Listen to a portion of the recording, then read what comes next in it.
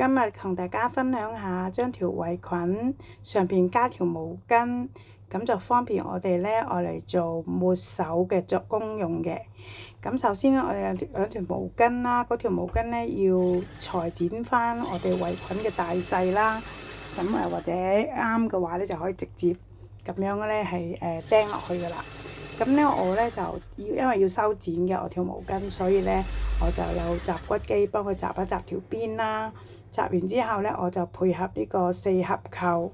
咁四合扣其實即係夾紐咯，即係膠嗰啲八紐啊。咁啊喺通常呢啲四合扣就會喺床單咧嗰個或者係被袋度出現啦，或者係細路仔嘅夾乸衣上面嗰一種啦。咁又好方便使用嘅，一釘一級就搞掂啦。咁所以咧，我就將呢個四合扣呢個功用咧就發揮咗喺呢條圍裙入邊啦。咁而家咧就將毛巾有毛巾嘅釘四合扣，咁然後咧圍裙上面都要釘翻一 set 嘅四合扣啦。咁我哋就可以bắt佢落去啦。咁啊，用呢個圍裙有咩好處咧？就係我哋家庭主婦啦，一日喺屋企咧做嘢啦，洗手洗到黑嘅。